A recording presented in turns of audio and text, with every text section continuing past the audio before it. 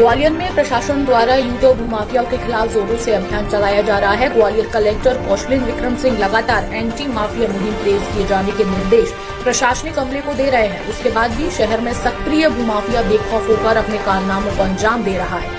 शहर में भूमाफिया द्वारा मंदिर की जमीन से लेकर सरकारी जमीन तक पर कब्जा कर लेने के ढेरों मामले सामने आते रहते हैं और इन मामलों में सबसे ज्यादा फजीहत होती है शिकायतकर्ता की।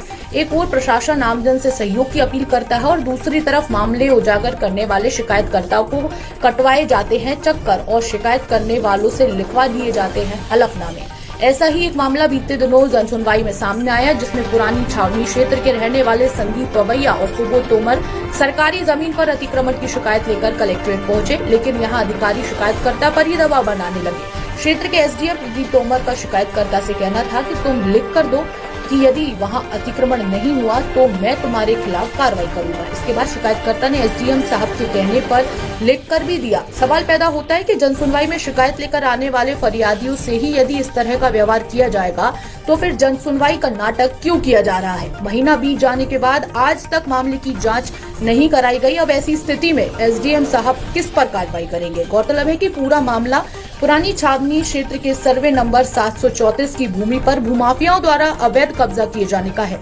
भूमाफियाओं ने इस सरकारी जमीन पर कब्जा करके निर्माण भी कर लिया है। शिकायतकर्ता ने अपनी शिकायत में लिखा है कि ये अतिक्रमण सरकारी कर्मचारियों के सहयोग से किया गया है। आज हम बात करेंगे ग्वालियर में सक्रिय भूमाफियाओं के बारे में। इसी विषय में हम बात करेंगे आज पुरानी छावनी क्षेत्र के शिकायतकर्ता सुबोध तोमर जी से।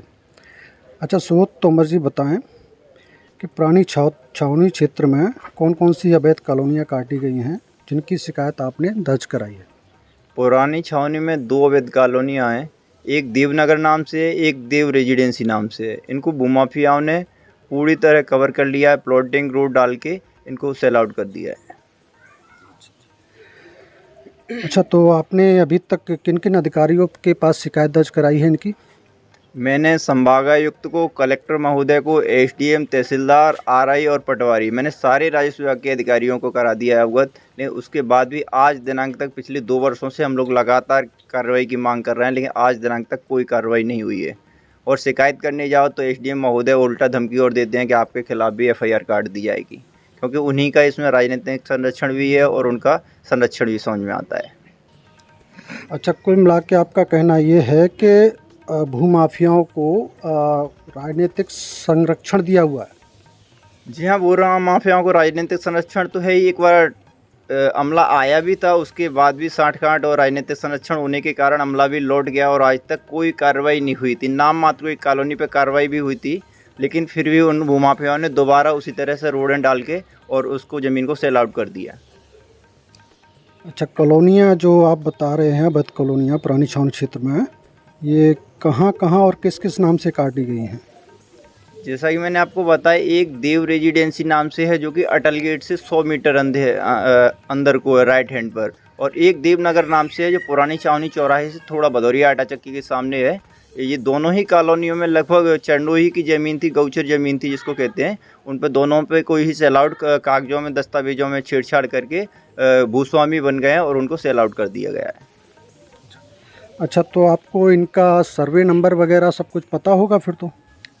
हाँ, 131 सर्वे नंबर देव रेजिडेंसी का है, जो कि पुराने रिकॉर्ड में चरनोई की ज़मीन में दर्ज था, लेकिन उन्होंने कागज़ों में हेर करके प्रशासन से मिल करके उसको अपने नाम भूस्वामी बन के और प्लॉटिंग कर दी है। ऐसे ही इस देवनगर में 734 और 738 सर्वे नंबर हैं, जिसकी शिकायत भी हम लोगों ने कई बार कर चुके हैं, लेकिन आज दिनांक तक अधिकारियों की सेह की वजह से आज दिनांक तक कोई कार्रवाई नहीं हुई है।